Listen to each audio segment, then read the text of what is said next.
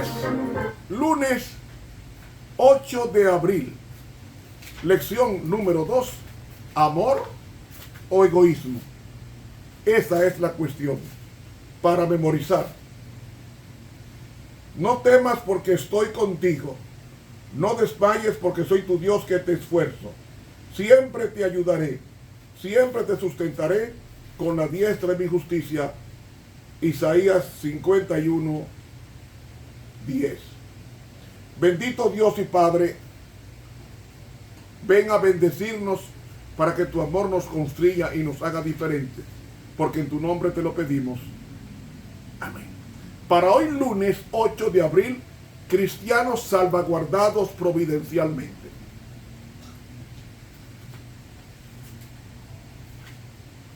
Cristo pronunció tal elocuente sermón en el monte de las Olivas, en el mismo sitio donde cuando resucitara 40 días después ascendería lentamente al cielo, despidiéndose de sus discípulos, según Hechos capítulo 1.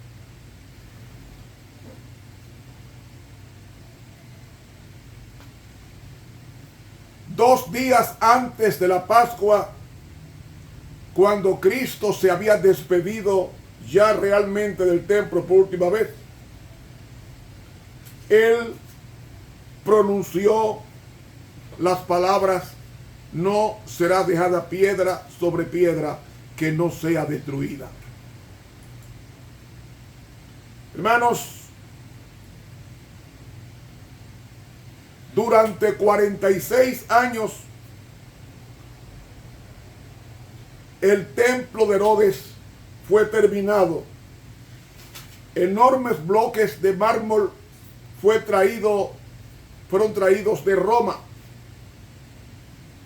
Pero Jesús había dicho: de cierto os digo, que no será dejada piedra sobre piedra que no sea destruida, en Mateo 24. En el año 67, Cestio Galo sorpresivamente tomó y rodeó a Jerusalén para destruirla.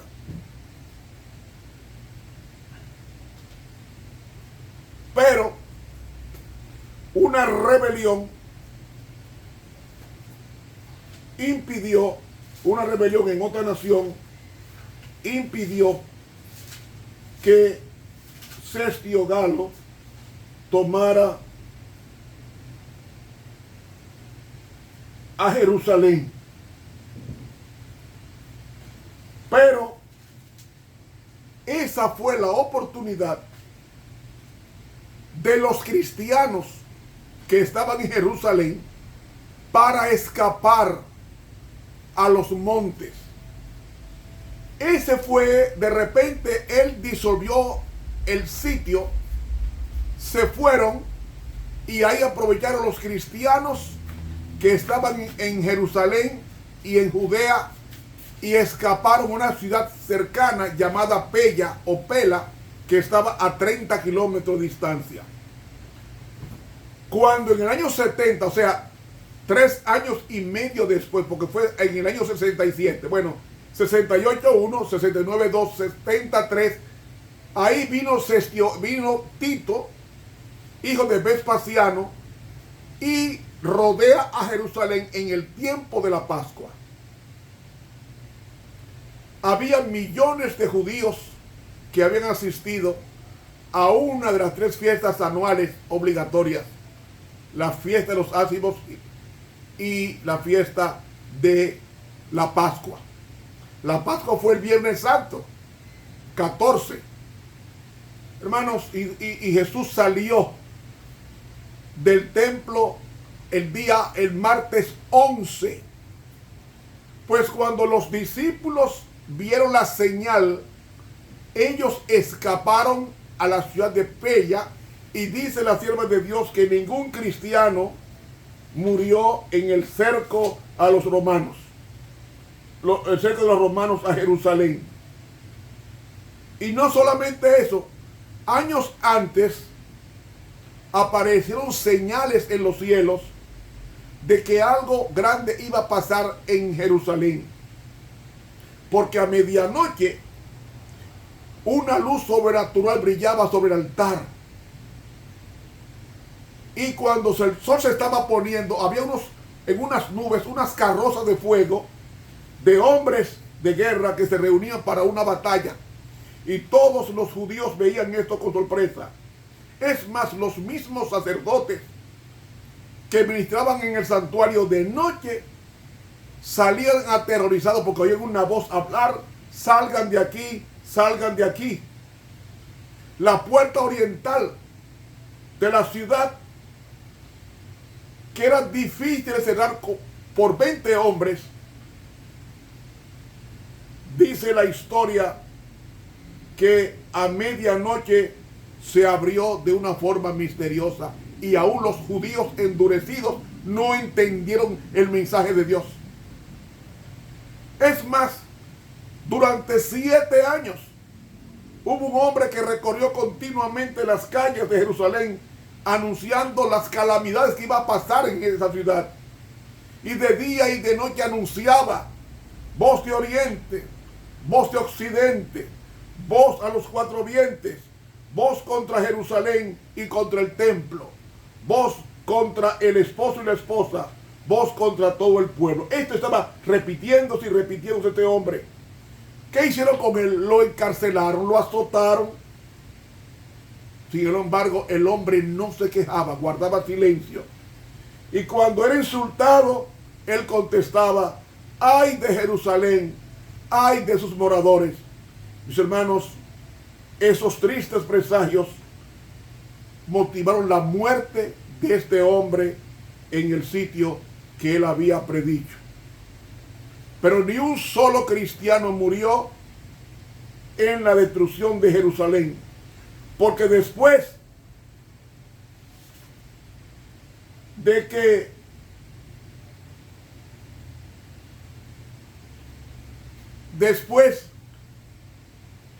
de Cestio Galo retirarse, en el año 70 vino Tito. 3 años y medio después vino Tito y rodeó la ciudad en el tiempo de la Pascua. Y mis hermanos, había millones de judíos allí. Pero mis hermanos, la comida se terminó. No podía mantener a esos millones de judíos que estaban en esa procesión. Y era tan grande el hambre que se comían los cordones de los zapatos como si fuera espagueti. Los niños eran luchados para las madres y los padres comérselos. Y eso fue una situación tan terrible que todas las provisiones se agotaron y murió el afecto natural. Eso lo había profetizado Jesús. Lo había profetizado que no quedaría piedra sobre piedra y que tampoco habría felicidad para los moradores de Jerusalén. Y mis hermanos, los niños fueron comidos y los jefes romanos procuraron aterrorizar a los judíos para que se rindieran, pero ¿qué va? Ellos se desafiaban a las autoridades, eran apresados, lo crucificaban frente a los muros y cientos de ellos fueron ejecutados por día. Sin embargo, eso lo empecinaba a ellos seguir adelante y adelante con su horribilidad, pero también con su obstinación. Mis hermanos, Flavio Josefo, famoso historiador judío, dice que le rogó al pueblo que se entregase. Pero ¿qué va? Lo maldijeron, hicieron barbaridades y los judíos se empecinaron y se obstinaron en sus crímenes. Y mis hermanos, la lucha del pueblo romano contra el pueblo de Israel, de Judea, se inició de tal manera que fue tan grande que un soldado, sin ser visto, arrojó tea encendida entre los goznes de la puerta del templo, y todo el edificio blanco fue envuelto en llamas, y el noble edificio quedó entregado a su fatal destino, porque todo el oro que había en el edificio se derritió con la alta temperatura del fuego, y no quedó piedra sobre piedra ni tesoro alguno que fuese recuperado ni por los romanos ni por los judíos. Y ese espectáculo de lenguas de fuego y de humo fue una dantesca consumación de la famosa predicción que 40 años antes Jesús había dicho: no quedará piedra sobre piedra que no sea destruida. Hermanos, el templo fue destruido. Todos los judíos que sobrevivieron fueron llevados al circo romano a hacer espectáculos de las fieras y la multitud. Mis hermanos, el templo, su solar fue arado como campo. Murieron más de 1 millón de judíos, y los que sobrevivieron fueron vendidos como esclavos a Roma para enaltecer el triunfo del emperador. Amigo, la sierva de Dios dice: así como sucedió en aquel día, en tiempo de la destrucción de Jerusalén, el pueblo de Dios será librado, porque serán salvos todos aquellos cuyo nombre está inscrito para la vida, según Isaías 4:3. Así como le sucedió antiguamente a Israel, los malvados se destruirán a sí mismos y perecerán víctimas de su iniquidad. Hermanos, pero ni un cristiano murió en el cerco de Jerusalén, porque estuvieron atentos a las señales para escapar, como lo había profetizado Jesucristo en Mateo 24. El que esté en Judea, huya a los montes, y que nadie mire atrás buscando nada. Ellos obedecieron, y ningún cristiano pereció en aquella dantesco genocidio. Dice la sierva de Dios en el conflicto de los siglos, página 41,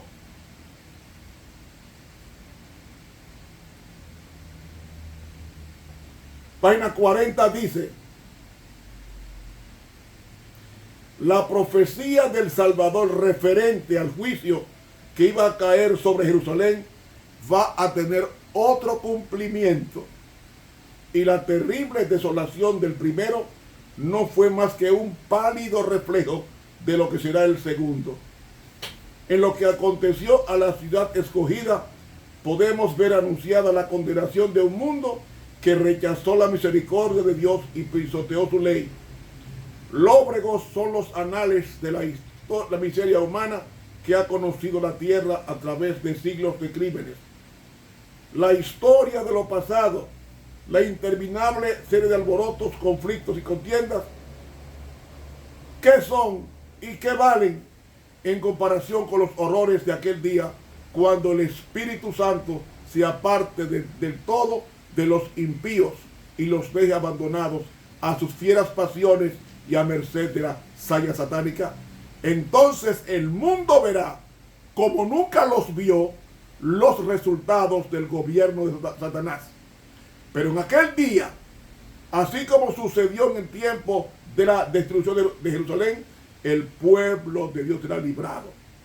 Así como sucedió antiguamente a Israel, los malvados se van a destruir a sí mismos y perecerán víctimas de su iniquidad.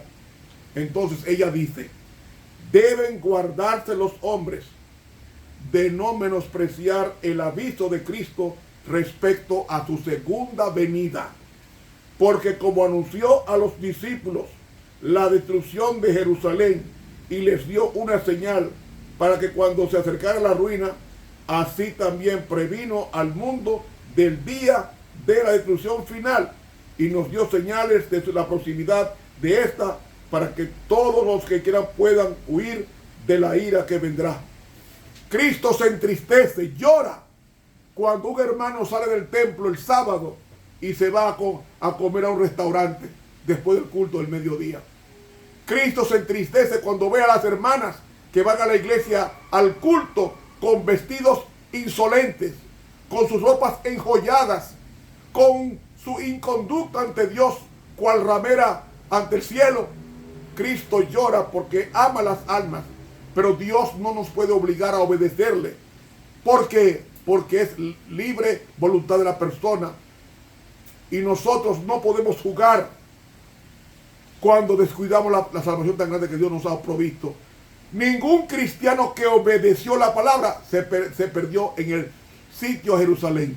Y yo te pregunto en esta ocasión, ¿estás tú entristeciendo a Jesús o lo estás alegrando con tu vida correcta ante Él? Porque Dios, el ángel de Jehová, acampa alrededor de los que le temen y los defiende. Hermanos, que Dios los bendiga. Para mañana martes, fieles en medio de la persecución. Suscríbase a este canal de YouTube, Ramón Romero. Dele clic a la campanita y invite a otro a la suscripción. Dios nos bendiga y nos guarde.